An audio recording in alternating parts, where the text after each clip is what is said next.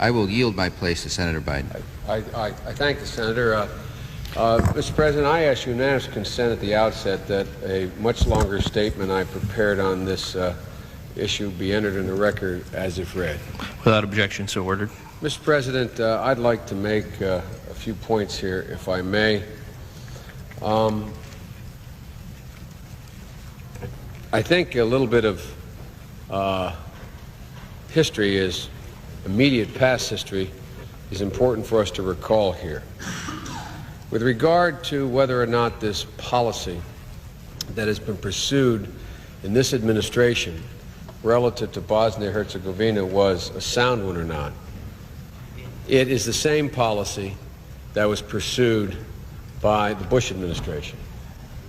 The Bush administration set a policy in motion that said we would support an arms embargo against the Bosnian government as well as others, and that we would not use air power to relieve the genocidal actions of the Serbs. To my great disappointment, although there were faint efforts to change that policy by attempting to convince our allies to lift the embargo, truth of the matter was this administration did not change the position. Some of us, as long ago as the last 4 months of the Bush administration, argued loudly, if not persuasively, that the Bush policy was an incorrect policy, argued that we should lift the arms embargo, and in addition to that, that we should supply weapons to the Bosnian government, which at that time was a multi-ethnic government made up of a council of presidents, roughly divided a third, and a third between Muslims, Croats, and Serbs within Bosnia. A Bosnian army that was made up of Bosnian Serbs, Bosnian Croats, and Bosnian Muslims. And we even passed the so-called Biden Amendment through both houses of the United States Congress that authorized the President of the United States to seek a lifting of the embargo and to transfer up to $50 million worth of weaponry off the shelf to the Bosnian government. That was in the last months of the Bush administration. I don't say this to speak to so much what I did or didn't do, but to mark it historically.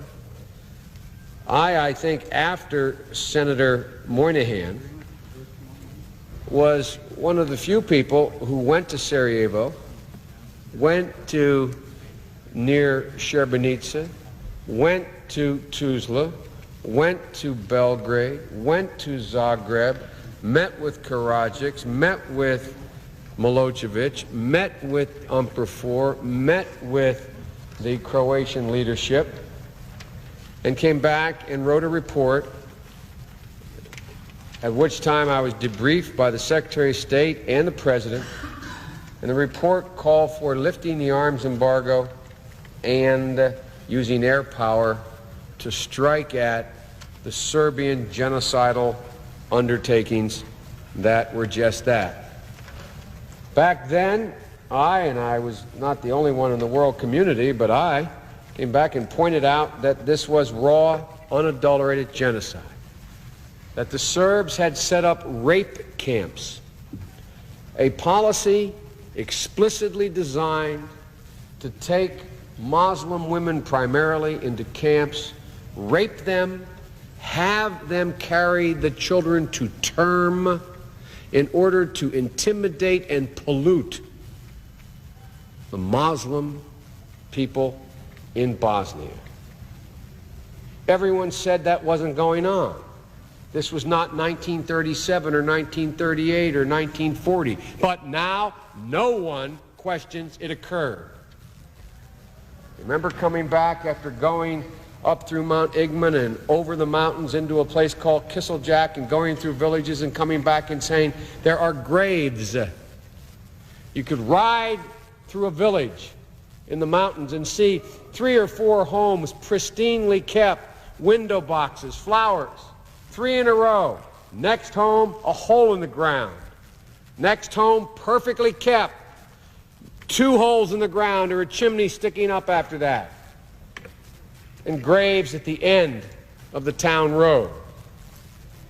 And I was told by our own people, as well as the French, God bless them, and the Brits, that these folks are all the same. They're all bad guys.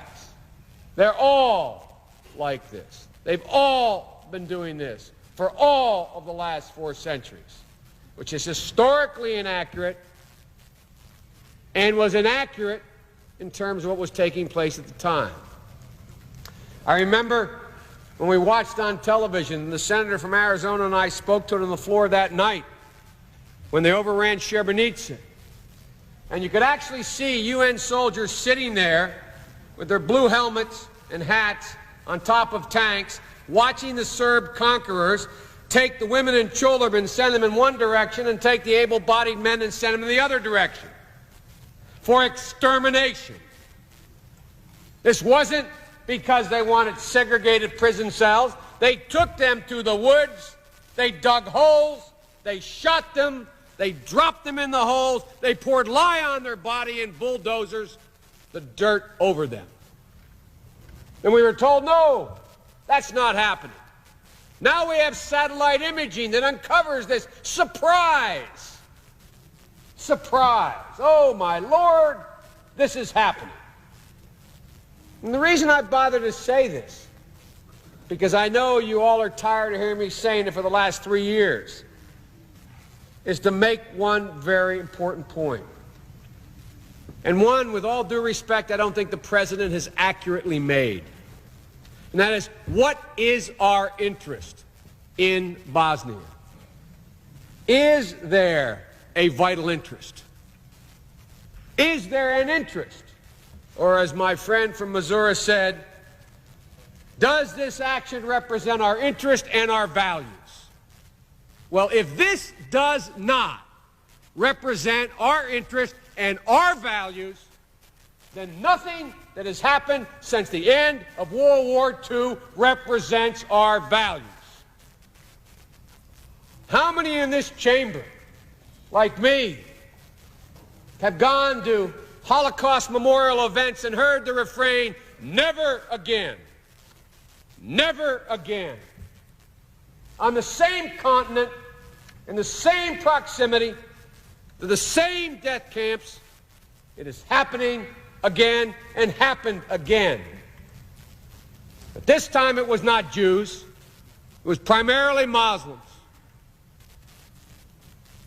In 1935 and 37 and 39 and 41 and 43, had it been Catholics like me or Protestants like many in here who are being taken to death camps, the world would have risen up years earlier. But it was not. It was Jews. And we all turned a blind eye as a world. I respectfully suggest, were it not Muslims this time who were in the rape camps, were it not Muslims who were being exterminated, who were part of this new phrase. I wonder how many of us ever thought, as students of World War II or as participants in World War II, that we would ever serve in the Senate and hear the phrase openly used by one party in a conflict, and the phrase being ethnic cleansing. Ethnic cleansing. Isn't that an antiseptic term?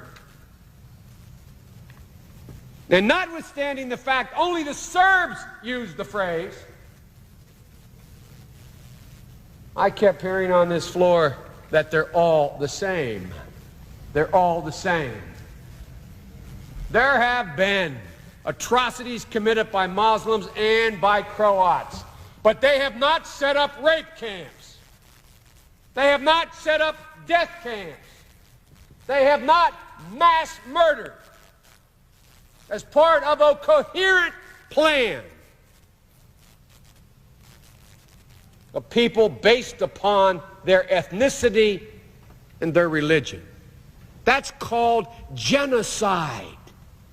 Genocide. That's what it is.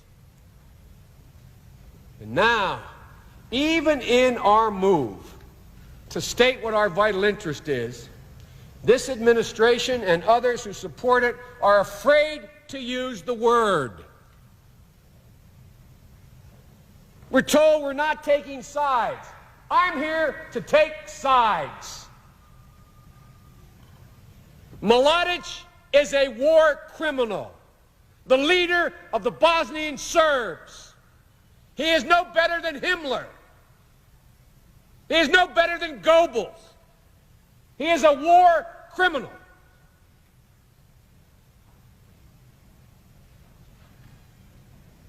Karadzic is a war criminal.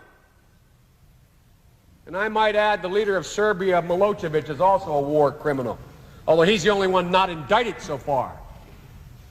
And so I hear people stand here and say, what is our interest? What is our interest? Our interest is that history repeated itself. And let me be presumptuous enough to go on a little more what I think the next history lesson will be. The Soviet Empire has collapsed. The good news.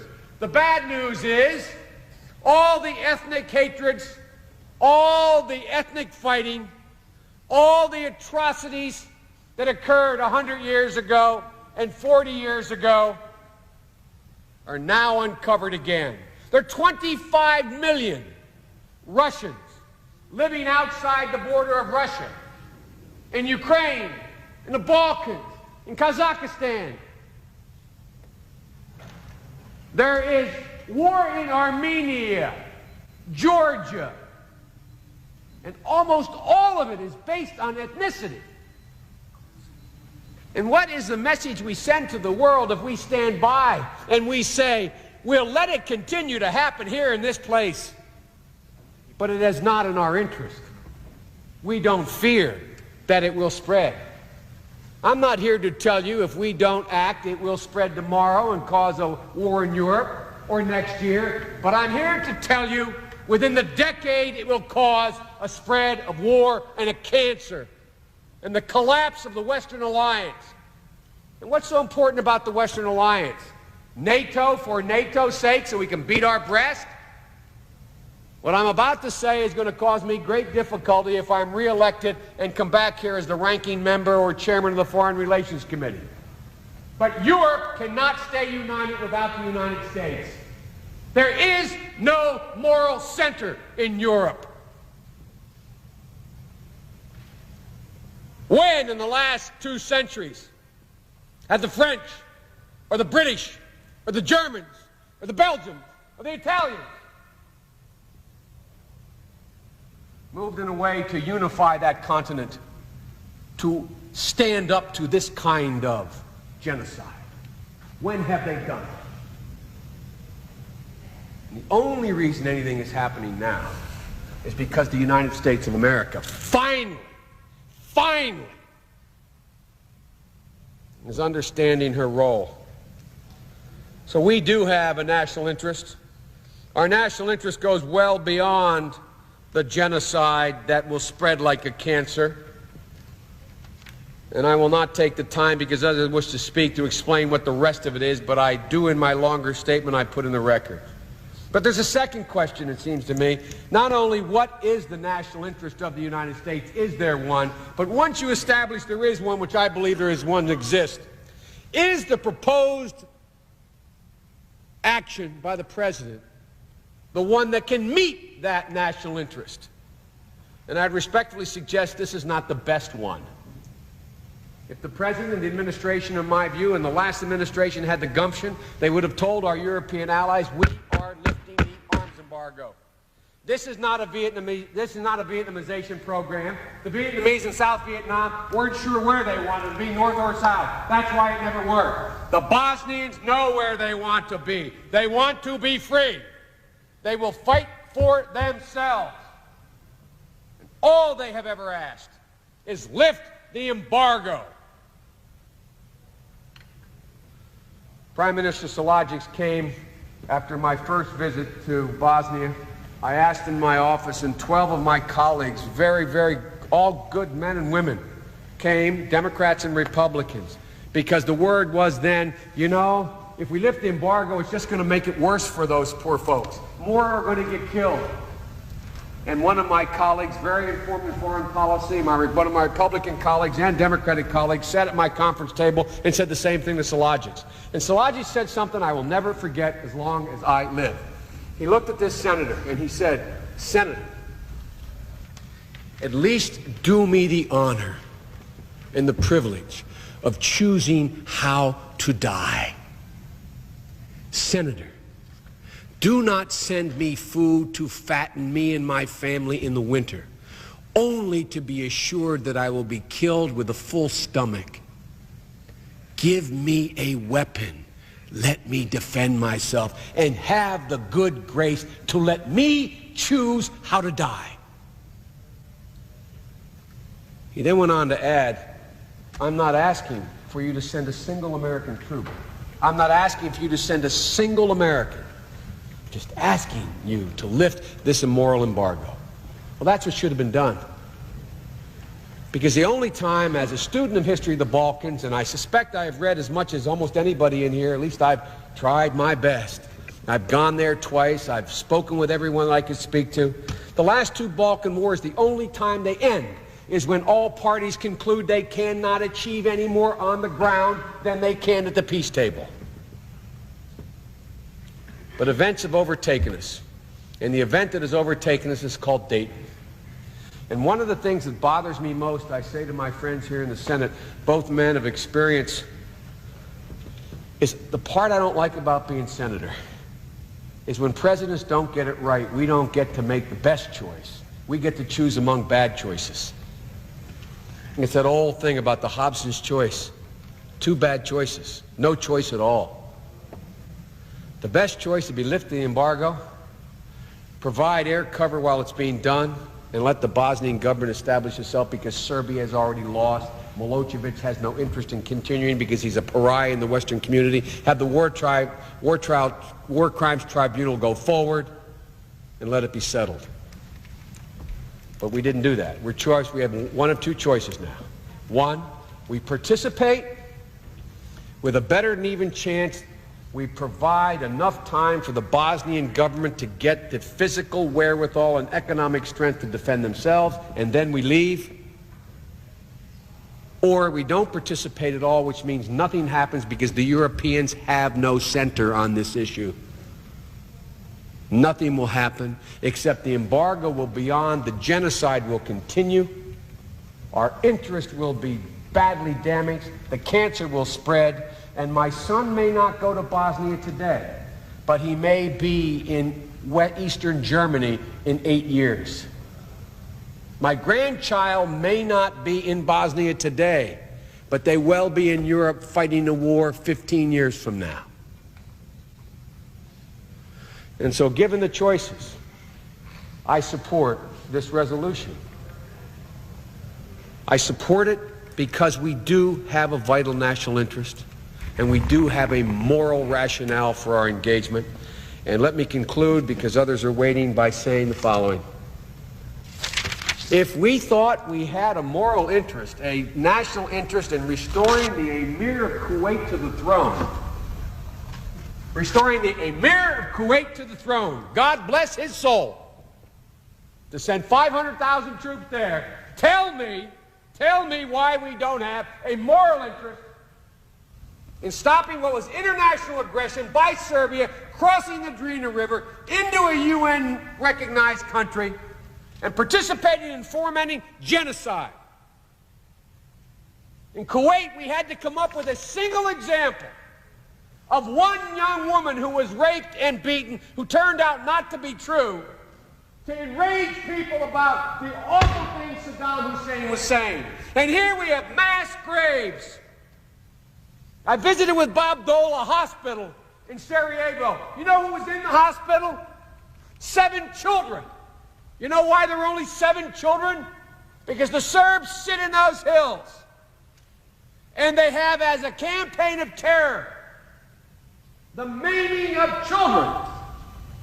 Walk with me through Sarajevo streets and see draped across the roads blankets and sheets. I thought it was the Lower East Side in 1919 in New York. And I asked why. You know why they're there? To take off the line of fire from Serbian snipers shooting children. We pretended it didn't happen. Ask Bob Dole. We stood beside a beautiful raven-haired child who looked at us as we spoke, and the neurosurgeon said, the reason she's not turning is she has no sight. He turned her head. The bullet had gone through the back of her head, severed the optic nerves, and came out the other side. There were 7 children in that hospital. Nobody else. And it was a planned campaign by Mladic and the Serbs to terrorize the Muslim community. So let me tell you, if your moral center is oil, I understand you. If your moral center is humanity, there is no comparing the restoration of the Emir of Kuwait with the ending of genocide in Bosnia. But the only exit strategy, I say, Mr. President, there's only one. And I hope the President, with all due respect, understands it and commits. Only one exit strategy. That is, we will not be able to leave unless with Bob Dole, Joe Biden, Lieberman, a whole bunch of others, insist it be in this resolution. And that is that the Bosnian government is armed and prepared to defend itself, because that is the ticket home for Americans. So I thank my colleagues for the time. There is a moral reason for this. There is a U.S. interest. It's not the best way to do it, but as senators, we only get to choose among the bad ways offered to us. It is worth doing. In this Christmas season, as I saw off the first group to go to Bosnia from Dover Air Force Base, the only thing I could think to say was, thank you. Watch where you walk. There are a million landmines. Watch where you walk. And God bless you. Because I'm telling you, you're doing something right. But you're being put in a position that isn't the one you should have been put in order to accomplish it. It's a hell of a way to send them off. But we have no choice, it seems to me, to meet our moral obligation and our national vital interest. I thank the Chair and I yield the floor.